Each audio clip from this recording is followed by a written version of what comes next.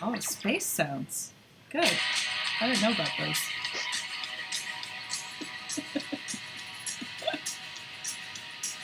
Oh, that's a long intro. Sure. All right. All right. Hello. Hello. We're here. We are here. That was Um, ridiculous. do we have a rating, Des, Oh, before we yes. start? Hi, it's Suicide and Stuff. We have a rating. It's rated R. Why? Bad words. Bad words. Bad words all the time. Lots of them. So today I'm so excited about this one. I've been being really nerdy all day about it. So I am Jess, and I work at Rocky Mountain Crisis Partners in Colorado. We deliver the statewide peer support and crisis line.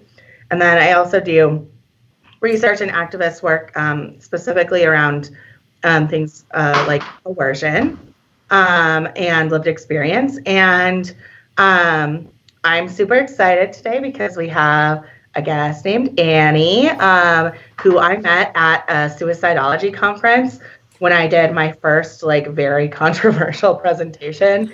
And I started out the presentation by being like, okay, so today I'm going to talk about how objectivity is mythology. And Annie was like, and I was like, yeah, now we can be friends. And I didn't even have to internet stalk her into being my friend. Wow. We have her Annie. as a guest. But then there's also Des, who I did internet stalk into being my friend. You're a creep.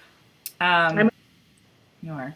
So I'm Des, Dese'Rae Stage. I run Live Through This, which is a series of portraits and true stories of suicide attempt survivors across the U.S.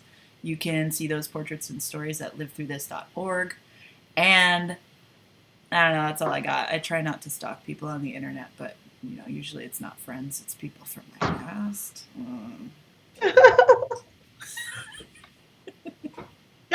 Good. Just gonna let that be there like that. Yeah. Annie, tell us about yourself. Sure. So I'm a PhD student and a graduate professor at the University of Kentucky. And it's funny, Jess, that you tell that story because I remember that was my first time at AAS, the conference. And I actually was feeling a little bit of a pariah. Going to some of the conferences and like, oh gosh, I don't belong here. I don't agree with any of this stuff. And then I walked into your session like, oh my God, I can breathe. Like, this is amazing. Okay. There may be a place for me in suicidology and in suicide research. So I'm super excited to be here. Yeah. How long ago was that, people? That was in Phoenix. So okay. Was that 3 years ago, maybe? It's when I got the first award that Des had already won 2 years before me. Because Des wins all awards at least 2 years before I do. Yeah, we're like on a delay. That was when I got the Paul Quinnett Award. So I felt very empowered to say mean things about research, I guess. It's weird. And now we're going to continue that tradition tonight. Of saying mean things? About research. Oh, okay. But also nice things about some research. Okay. And we're not going to name any names, I think, baby, probably. Good luck with Usually that. I don't. Usually you don't name names, or you don't name names? Because I think it's that you don't name names. I don't name names. I just heavily imply names. Okay, fine. That's fair. It's basically naming names. Yes, yeah. But Annie's not going to name any names because she's nicer than me. I bet.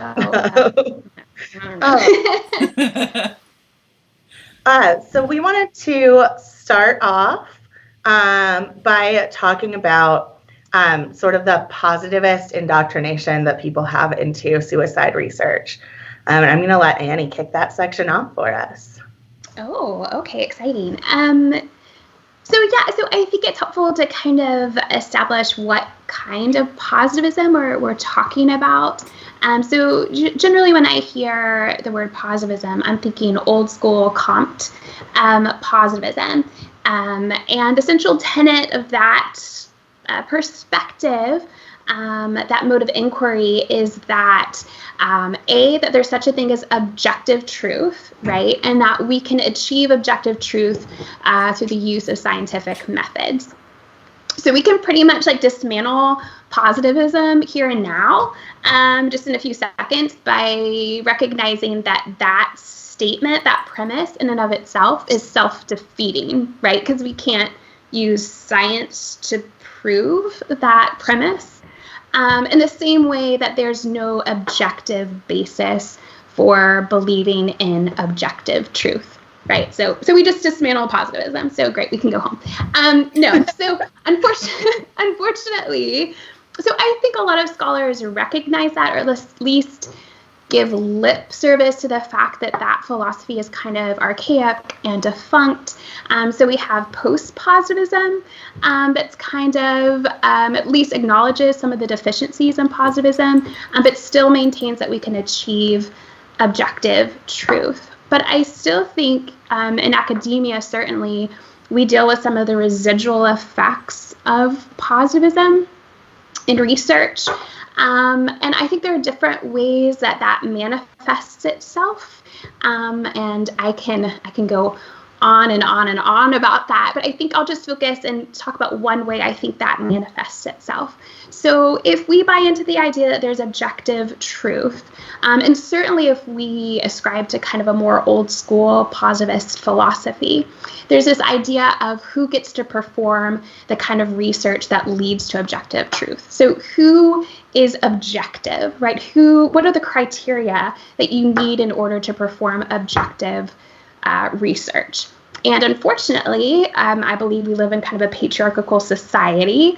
And so that criteria often follows social norms, right? So if you're not a white, cisgender, heteronormative male, you already are starting at a deficiency, right? There are parts of you, parts endemic to your identity that are seen as deficiencies in academia. You're incapable of performing objective research unless you modify or change things a part of you that are really intrinsic to your identity. So for instance, one of the things I think we often hear is nobody will take you seriously if you X, Y, or Z, right? So for me, it was nobody's going to take you seriously unless you learn how to speak in a lower register. Your voice is too high. Nobody's going to take you seriously. So I remember going to a class and trying to speak lower, but it just came off as like I was trying to seduce the class, like this, like,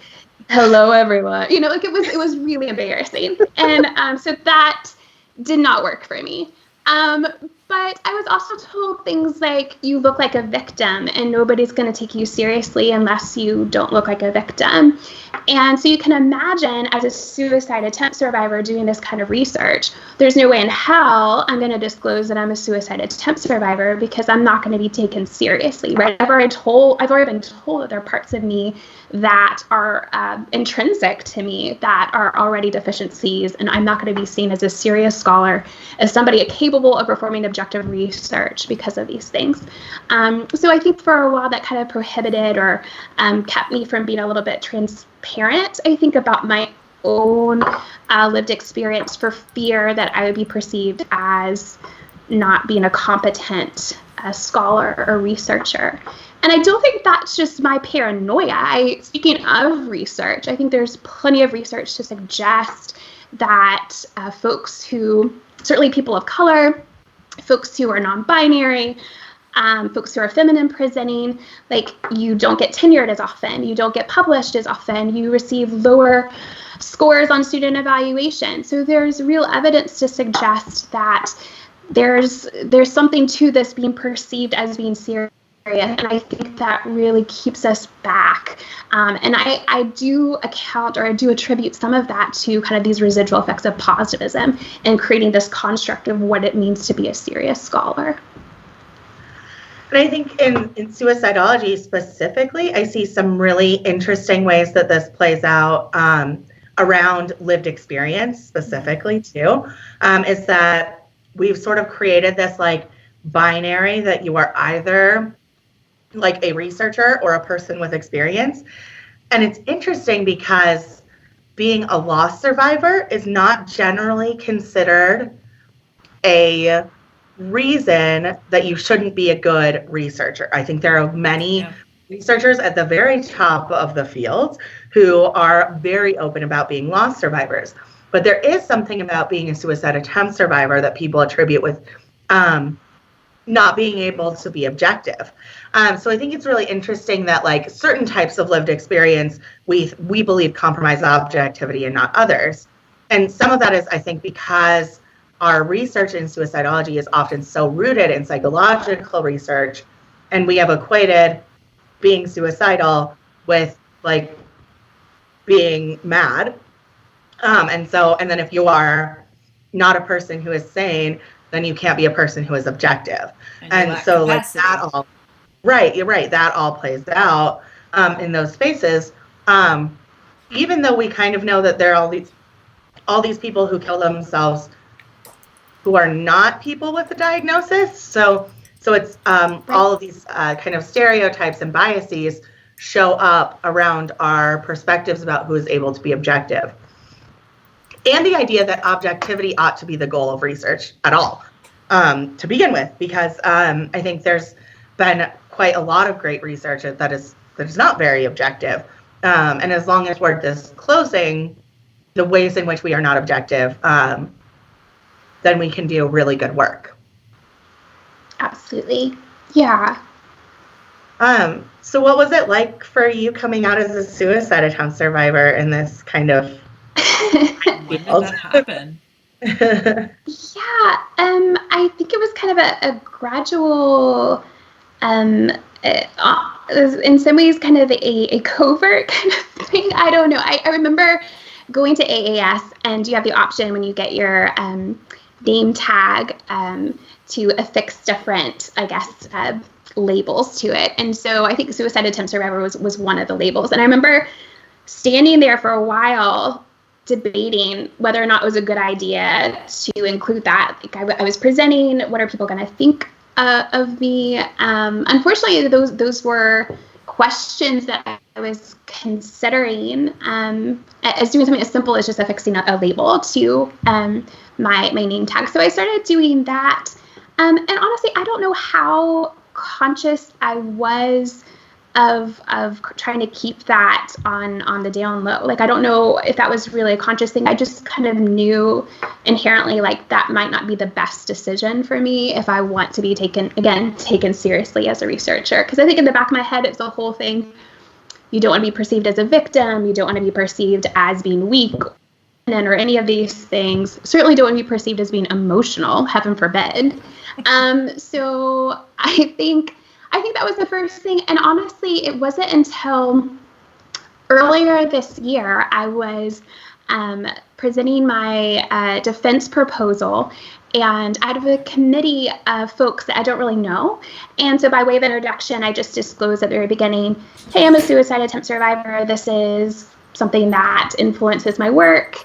And I got a text afterwards from my advisor saying, I had no idea that you were an attempt survivor. And I thought she did. And I had racked my brain, like, how did I not tell her? And then my second thought was, holy shit, like there are people on this committee that I don't know very well. They're not suicidologists. How is that going to influence their appraisal of my work? It's a real fear, but it's also something that I think is really, really important as I've tried to move from feigning objectivity to a place of becoming more reflexive, which requires me to be not only honest with myself about my culture and my biases and my own lived experience, but also be honest with others about that too. So it's something that I'm still coming into. I'm just starting to write reflexive statements. I think I'm jumping ahead a little bit. But writing reflexive statements and becoming more honest with myself and with others And again, I think this kind of relates back to positivism in this kind of creation of this academic persona versus our kind of personal identity. And I think that that's something that a lot of folks struggle with. And for me, I think that manifests in kind of a bizarre way in that when I started my studies, I wasn't initially interested in studying suicidology. I hadn't considered it. I thought about resilience. I thought about other things. And then Dese'Rae L, who I think is probably familiar to many folks watching this, came in and gave a presentation. Oh, she's watching. Awesome. Hey, Julie. She came in and gave a presentation, and I was like, this is amazing. This is exactly what I want to do. But did not make that connection in the moment that maybe my own lived experience may influence that choice. And specifically, my interest in studying LGBTQ populations might have something to do with my own sexual orientation and my own experience of suicide attempts related to coming to terms with my sexual orientation. So I think, in a very extreme way, I think that it kind of shows the way in which I think we're very often tempted to compartmentalize parts of our identity. And I think what that serves to do is not necessarily make us more objective. It just makes us less aware of the ways in which we are influenced by our culture, by our lived experience. And I think the best thing we can do is try to, I think, reconcile those parts of our identity instead of trying to pretend like we have this separate persona that is completely divorced and separate from our own lived experience. Absolutely. So then, like, Des, you kind of came onto the scene as like a lived experience person, Yeah. but now you do lots of work with research in some capacity. So I'm wondering, like, how different your experience is, or if it kind of feels similar in some ways to Annie's. Well, I mean, I came onto the scene not being taken seriously, so there's that. I think in a lot of ways I'm still not taken seriously because I can only be this one thing. And even though I do a lot of collaboration, I mean, I'm not announcing it, but I'm behind the scenes helping people recruit.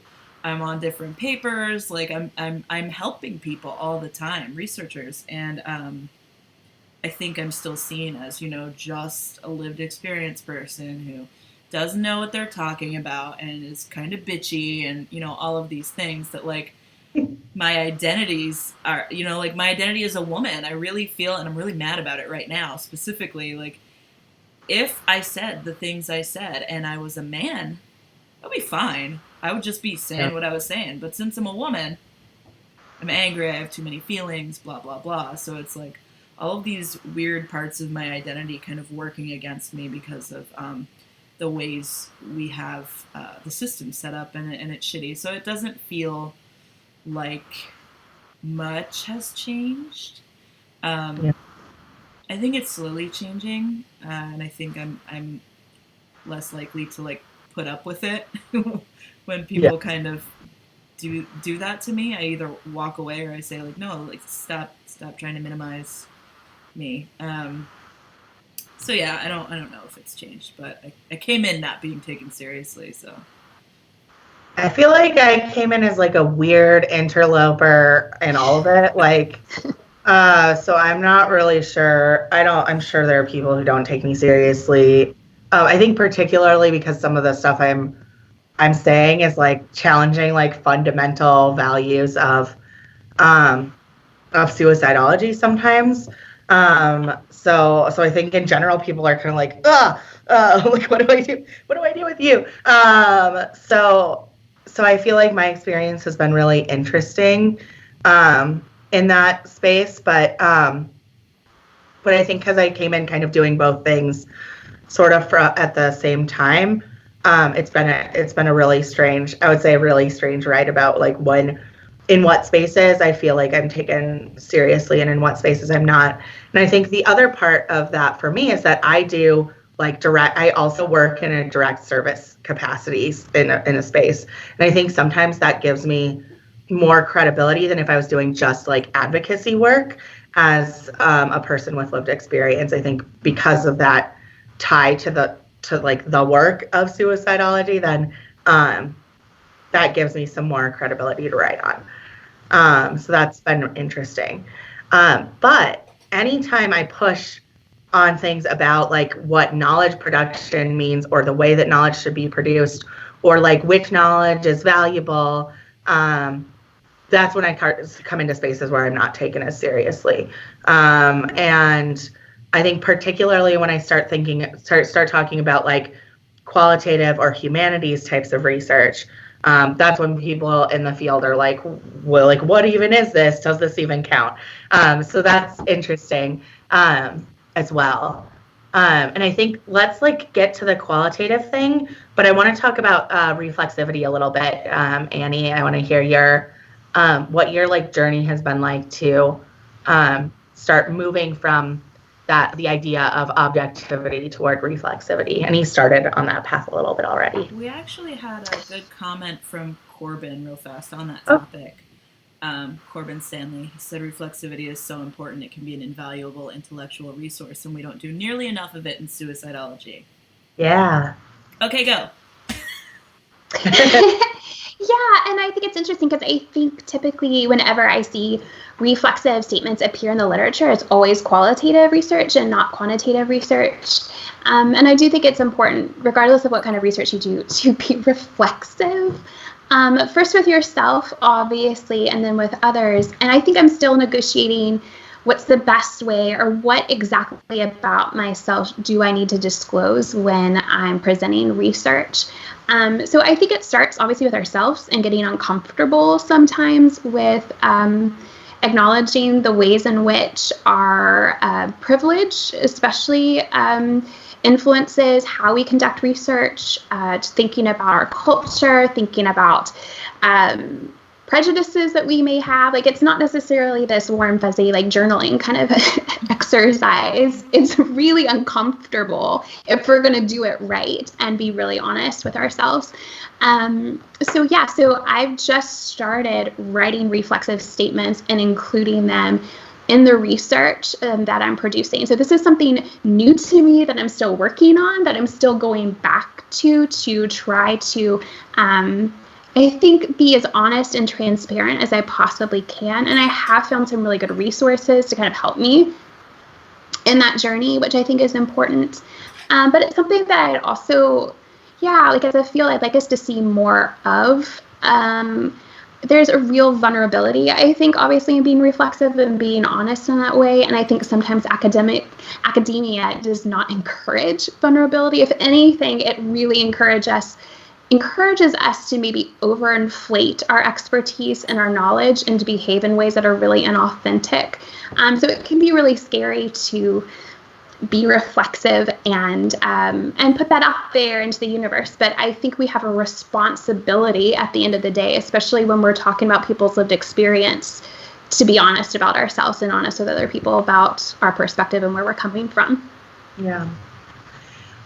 My sort of background before focusing on suicide was in the like gender studies and critical race theory and things like that. And so reflexive statements are really common practice in that, especially if you're doing things like ethnography. So it's interesting, like moving between those fields, like what things I sort of was taught are best practices in research not showing up at all in suicidology. And then, things about suicidology that are considered best practices not showing up at all in other spaces. I think there's been a lot of siloing in the different types of like theoretical frameworks that people come from. That's not always beneficial.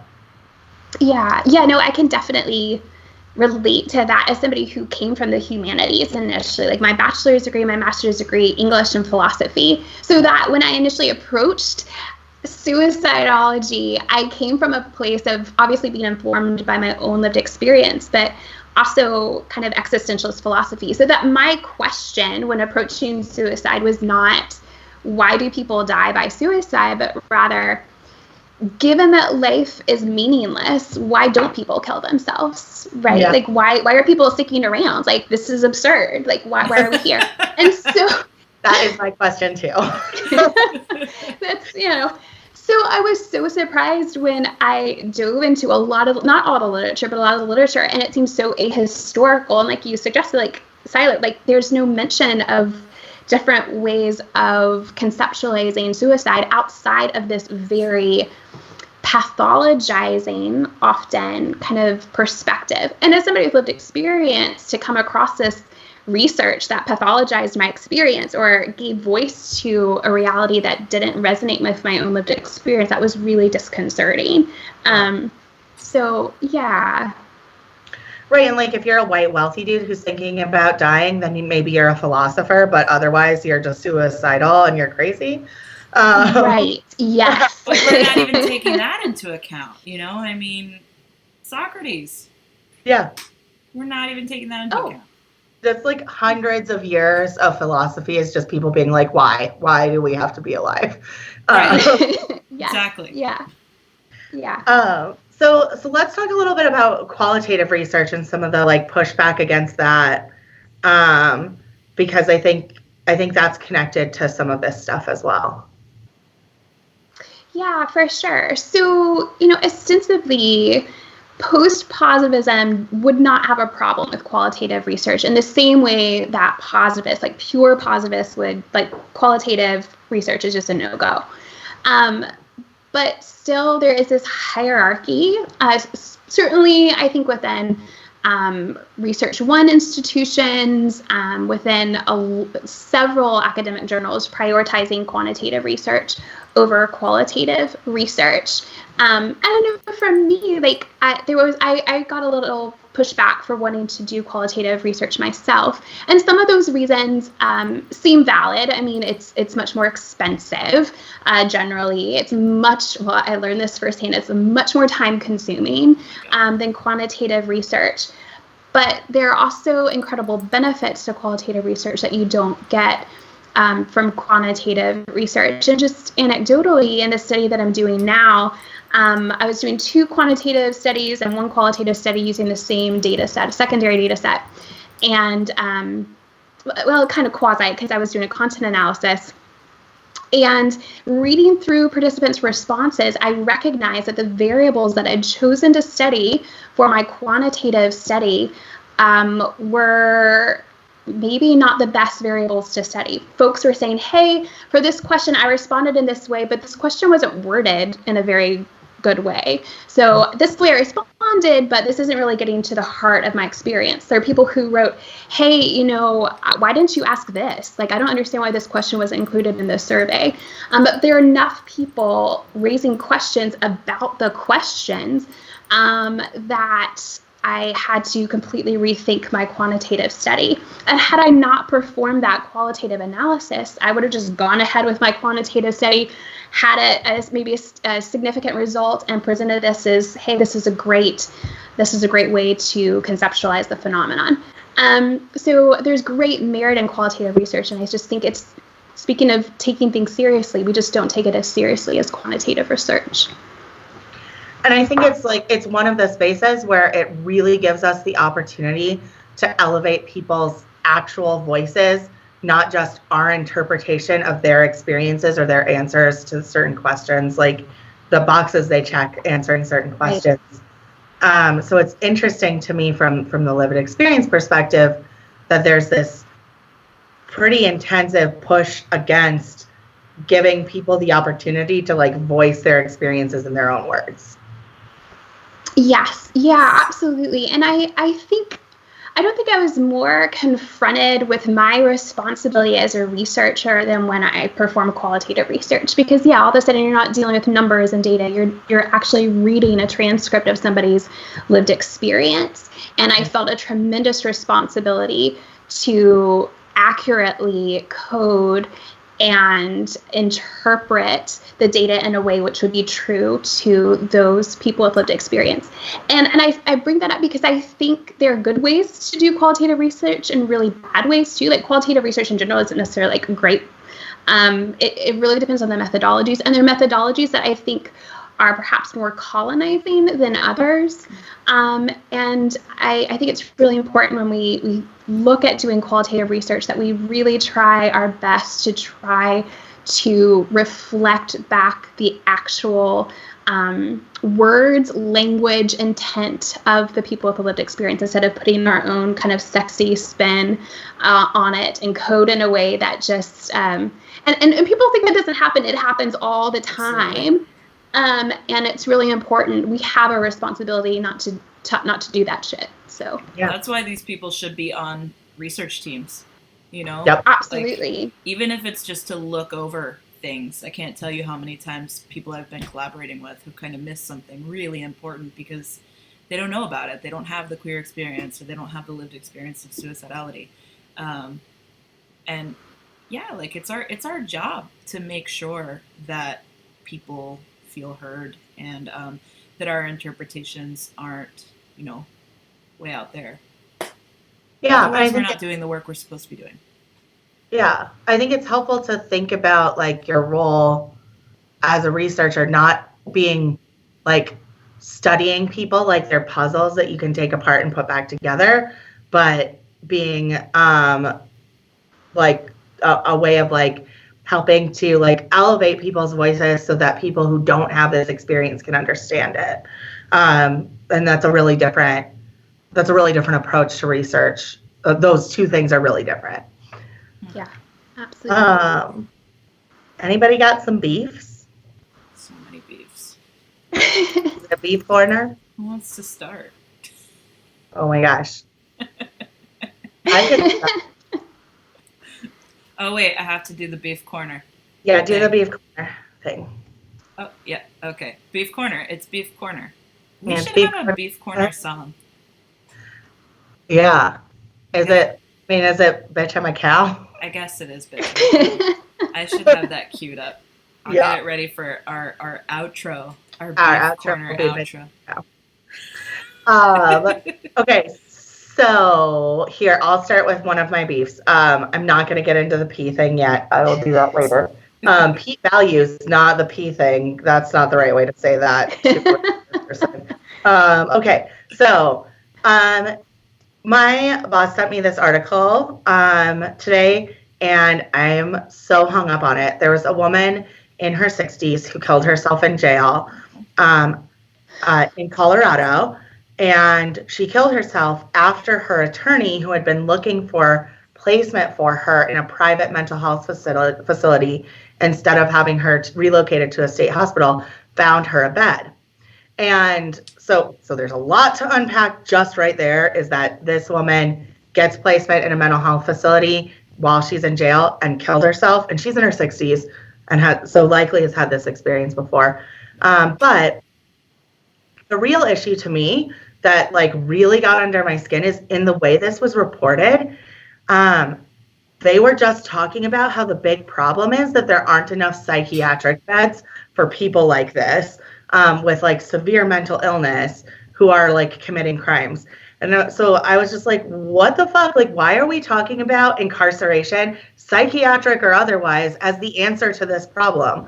Like, aren't there bigger social issues going on here that you're concerned that people with like mental health concerns or people with psychiatric labels are like ending up in the criminal justice system? Like, what the fuck are we doing in the way that we're prosecuting crimes or that we're considering things a crime? That this is how things are coming up. And now we have like people killing themselves as opposed to going into like a psychiatric facility, which I totally understand because I would rather die than go back into a psych facility. I was going to say, I heard that was your plan. Yeah, that's like, yeah. So I get it. I'm like, I feel you, lady. Like this makes sense. But then our public discussion about this is just like, oh, we need more beds. Like, no, we don't need more beds. We need other alternatives to this for people. Anyway, so I know I harp on that thing all the time. It's no news to anyone else, but I am really mad about it. And a person died because of it right here where I live. And that fucking sucks. Yeah. Who else has beefs? I have a list of beefs that I wrote down. A list of beefs? Yeah, I have a whole list. Yeah. Do it. I didn't go into detail, but I have a list. I made a list. Tell us your beefs. All right, capitalism, because I'm broke. Yeah. Really fucking broke. Mean people, still on that. Trump. I mean, obviously, like I guess Trump should be implied. Yeah. The way Amazon and Target package things to ship them, I'm so mad at it. Packaging. There's so much. Why do I have to unwrap 3 plastic things to get another plastic thing? Oh my god! To use in my home. I ordered a floor mat a welcome mat for outside, and it came in like the biggest box. You can't see my arms, but it's big. It was big, and it was just the welcome mat, like in this huge box, and it was folded in half. So I took pictures of it and I tweeted at Target and I was like, hello guys, what is this? This is ridiculous. And I got $15 for it. But I have beef with that. So other beefs, feelings and feeling feelings. I don't like that. I have beef with that. Do you want to, is numb a feeling? What? Or is preferable feeling? Numbness. How do you feel about numbness? You got beefs with that? I don't like numbness when it starts to get painful. No. Yeah. All right. I have beef with that. Go. More beefs? Childhood trauma, because we're doing a lot of that in therapy, and I am mad. Yeah. So fuck that shit. Also, divorce in general, and then queer people who cheat on their spouses after we did all that fighting to get the ability to marry and then subsequently divorce, I guess. So, like, shout out to my ex-wife. Also, fuck that hoe. And I like that you're just constantly trolling your ex-wife on the internet. She's not directly, you're just talking shit about her all the time on the internet. She's the fucking worst.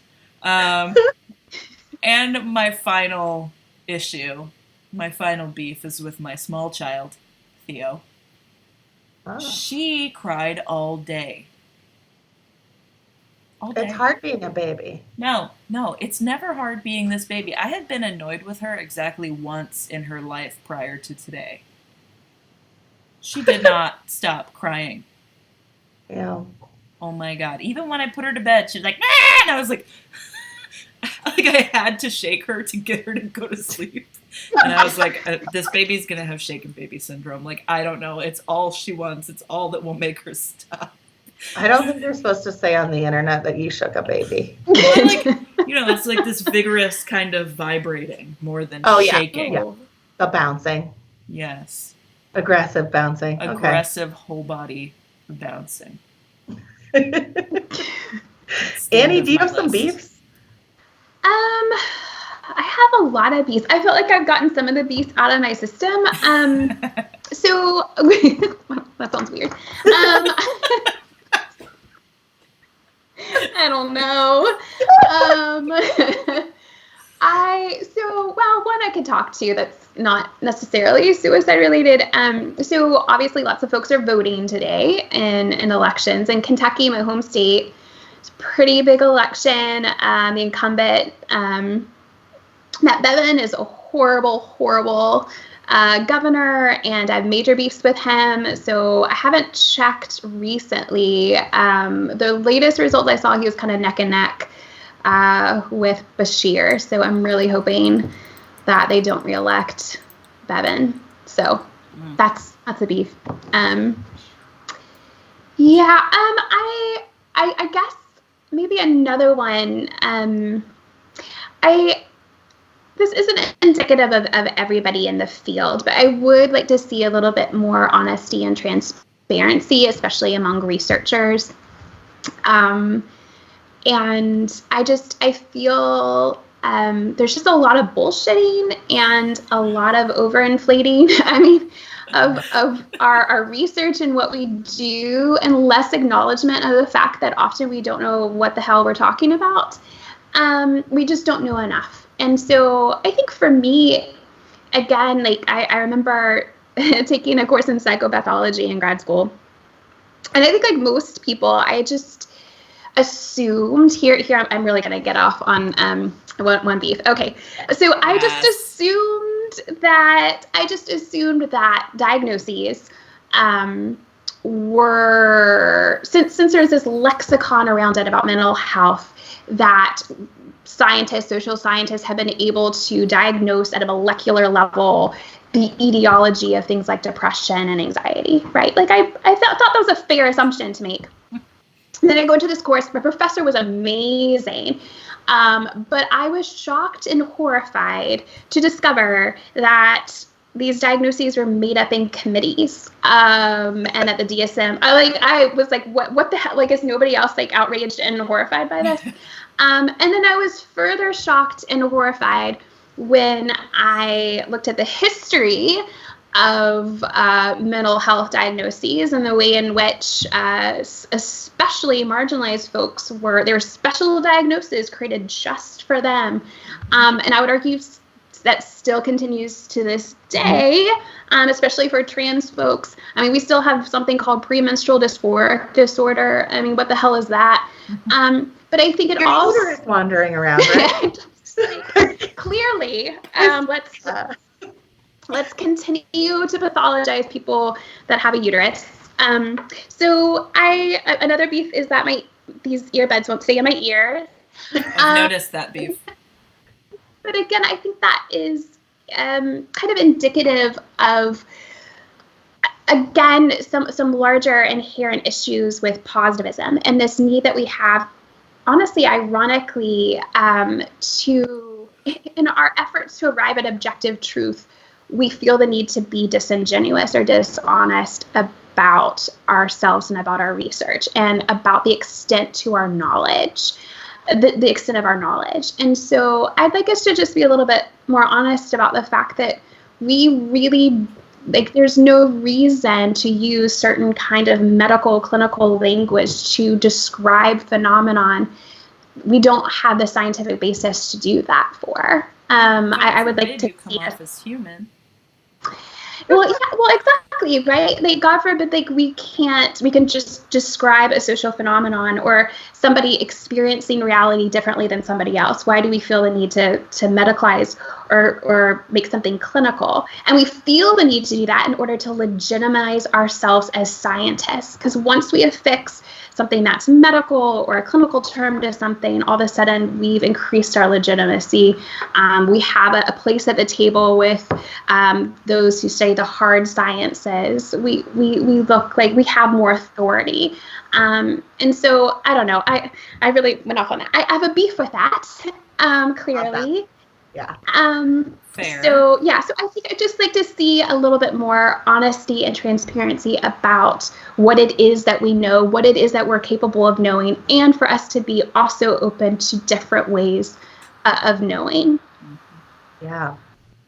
I think that is very connected to my other beef, which is about p-values, not urine, but statistical significance, and the problem that psychological research has had for a while with p-values, which is that we often overstate what a p-value means, and basically use it as a way to say that instead of saying this result was statistically significant, sometimes we say that this means our research hypothesis was correct.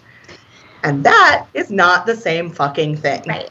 And that is misleading and bad science and not a good way to prove yourself as an objective researcher. It actually makes you just a big jackass. So, so stop doing that bullshit. Like, stop it. That's just like, it's like just self-aggrandizing bullshit. So do better. I'm going to try and not go off too much about math because that's not cool to most people or interesting. If you just Google p-value and psychology, you will see all of the problems. There are many, many articles. And if you're a fellow math nerd, you already know about that probably. But really, like, we need to be having conversations about effect size and talking about the difference between two groups and not just talking about fucking statistical significance to prove anything. Yeah. Cool. That's my other beef. Did I just okay? I think you're you're great. You're wonderful. I want to talk about demanding that we do better. When we demand that this field do better, that's when we become emotional, histrionic, angry. Women. When you're people with lived experience, you can't be a researcher and demand that without being judged. And I don't really know why that is. Like, we have proof. The suicide rates are not going down. What we are doing has not worked. So demanding that we do better, like, why is there a fucking problem with that? Right. I'm so mad about it. Then you're combative. Right. Yes, I am combative. They're not wrong. I am combative. So this kind of leads me into like the next thing, which is that we wanted to talk about, which is like we have 2 things and like 10 minutes. So we wanted to talk about 13 minutes. Some of the problems, or 13 minutes.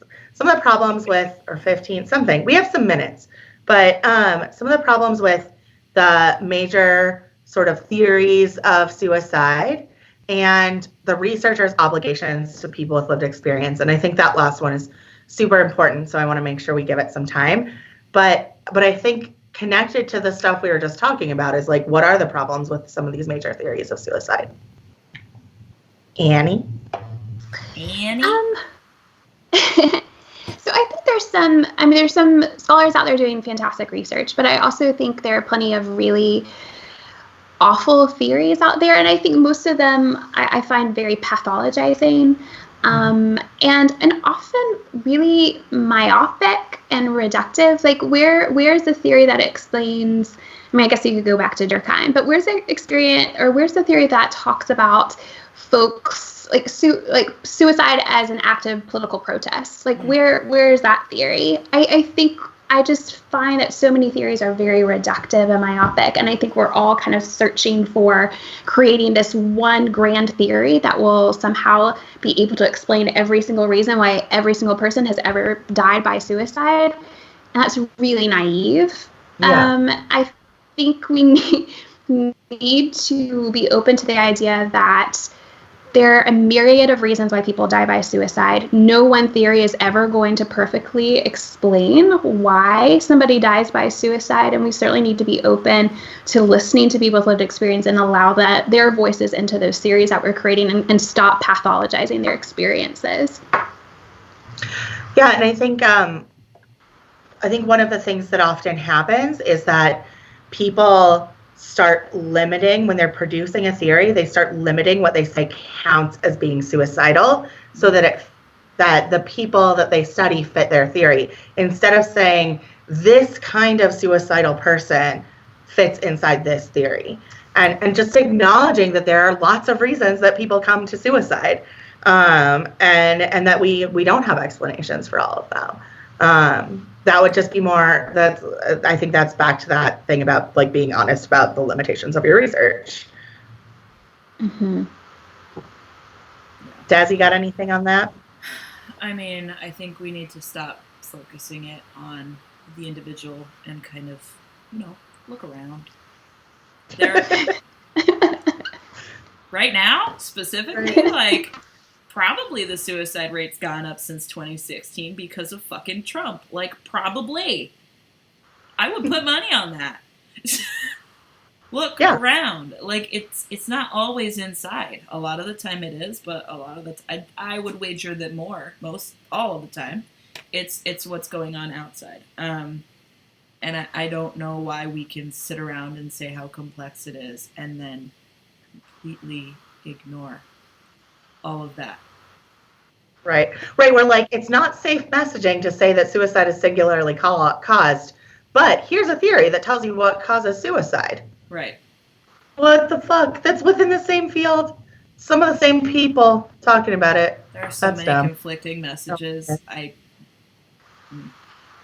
Yep.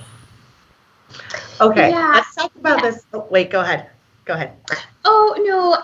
Kind of kind of tangentially related to that, but I think along the same lines when we think about intervention, because presumably research informs interventions, I think it's really important that when we talk about intervention, that we talk about things like social justice, so that if you're talking about intervention and not talking about social justice, like I'm not interested in that conversation. So I think that's one of my, going back to B's, it's one of my inherent problems with some of the, I'm going to say it, some of the zero suicide stuff is that there's just not, I have lots of B's with that, but primarily we have to consider social environment. And again, a lot of our theories and certainly a lot of our interventions don't consider those things. And we need to make sure if we're talking about intervention, when we're talking about research, we're also talking about social justice as well.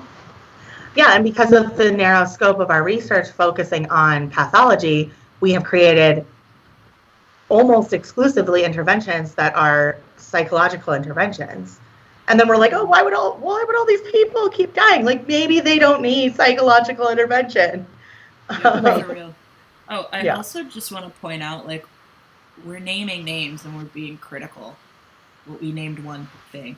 But, like, it's not, it makes me so angry when people are like, oh, you criticize zero suicide. It's like, sure, but it's because I want you to do better. It's because I care about this. It's because I love this and I love the people involved. And, like, can we fucking focus on the right thing here? Yeah. Or at least, like, focus on more than one thing, because, like, the focusing on one thing hasn't worked so far. Right. Okay, this is the part I'm super excited to talk about. Okay, I've been excited about all of it, but I'm extra excited for this part, which is, like, talking about our obligations as researchers to people with lived experience, and specifically avoiding colonizing responses to research. Annie, I'm going to let you start again. You're the boss, Annie. Sure. Oh, no. Oh, geez, please, no. So I think I highlighted some of the ways in which I think there are concrete ways we can go about this, right? I think we need to rethink the way we approach research, what kind of research that we conduct, and we think we need to elevate qualitative research, but not just any old qualitative research, but qualitative research that uses methodologies that really value and amplify the voices of folks with lived experience. And I think we really have to stop ourselves and have accountabilities in place so that we don't use this data or people's lived experience and put our own spin on it that isn't reflective of their own, of their actual lived experience. So obviously one way we can do that if we're doing primary research is to, after we have written up the results of the study, to go back to those participants and say, hey, did I get this right? Did I fuck anything up? What did I leave out? What am I missing here? Secondary data analysis, I think, is a little bit more challenging, but there are ways in which to go about that. It's a lot less sexy, but it's more authentic. To actually just report on, these are the words, the actual words, not my fancy made up words, but these are the actual words that the participants use to describe their experience. And this is a way in which I'm presenting it to you. So I think there are concrete ways that we can go about that. But I think it's incredibly important that we recognize our responsibility to folks, that these aren't just numbers, that these are actually people with lived experience. And in my case, I'm often studying people who are incredibly marginalized. Like, I have a huge responsibility, and they're a part of a demographic of which I don't belong. Like, I even have a greater, I think, responsibility to accurately reflect their experience. And I also think being reflexive, including reflexive statements, is another way that we can really honor and hopefully avoid colonizing those experiences by being honest with people about, I'm approaching the data from this perspective. This is how I identify. These are my markers. I think that's another way we can go about conducting good research in that way. The thing I wanted to talk about that's connected to this is that suicidality, but mental health in general, has a really, really hard time recruiting participants from marginalized populations, and actually just recruiting participants in general. And I think that a huge component of that is because we're not doing this in our research. We're not being accountable to the people that we are supposed to be like performing research with. And so I have done some things that researchers really don't like just do surveys created by people with lived experience for people with lived experience without using an IRB, without the risk of coercion, putting all of it online and making the results available to those people almost immediately after. And I've been able to, like, across 2 weeks, recruit 400 participants in a survey that was about some of the worst moments of people's lives in like a couple of weeks. So like when we talk about having a difficult time, like finding people to participate in research, it like irks me so much that we're not reflecting on why that might be. Like why we're not considering the sordid history of mental health research and how we have exploited people and how we have like tortured people in mental health research in the past, and how we're not taking these things into account. Because I know that when you're doing research in a really like appropriate way that honors the people that are participating, it is not hard to find people to participate. And it's especially not hard if you're part of the community that's being researched. So I just think focus on that in our field would go a really long way into helping us understand this phenomena that we know very, very little about.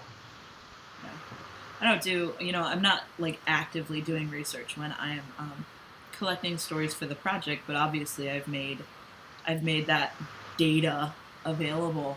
I hate calling our stories data. Yeah. I've made our stories available to researchers. But there is very much, I feel that so intensely, the need to honor the person who sat with me for 2 hours and told their story. And like, cannot tell you how many times I've listened to one audio piece like over and over again to make sure I got the right word. You know, like, did I do this right? Did they mean that thing? And even afterwards, sometimes I remember there have been a few instances where people have been like, I didn't really mean that, or like, I want to qualify that. And we've had to figure out a way to make that happen. And I don't know why that can't be done in research. You know, like, what the fuck is wrong with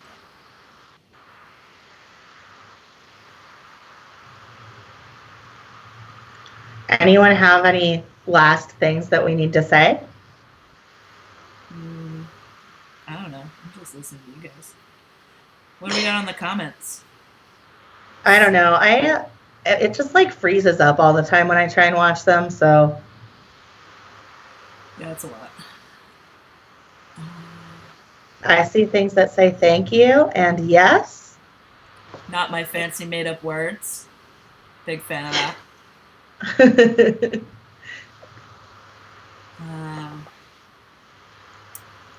Let's see. Leia said, I had the head of NIMH tell me in front of a room of thousands that adverse childhood experience isn't real science. What? Are you shocked? Everything like, Annie's saying. Real science. I don't know what real science is anymore. JFG3 said the Anna Miller and Seth Bruton paper was so good about this. Yeah. Oh man, but the whole drama around that whole shit too is fun. Yeah, that was really fun. Anna Mueller has this paper.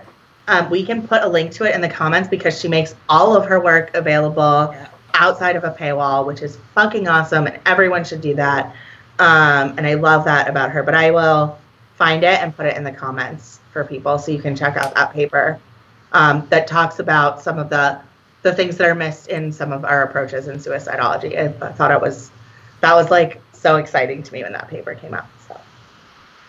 Yeah, that was fun. Annie, thank you so much. I'm so excited we got to do this. I've been like nerding today, and now I'm doing it for a few hours afterwards. This is fun for me. I hope it was fun for everyone else too. Yeah, this is good. Thank you for coming on while we're still experimenting. Mm-hmm. think we're getting a little better, but I think we're better. Yeah, we have our shit more Oh. together.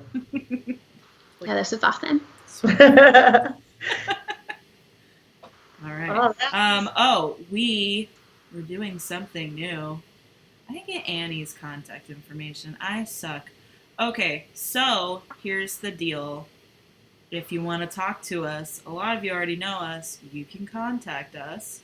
Our email accounts, our Twitter handles are there. And if you like what we're doing, we've put a pretty significant investment of time and cash into this. Like, tip us, send us some cash on Venmo. Yes. We will appreciate that, you know. Tip your casters or whatever we are.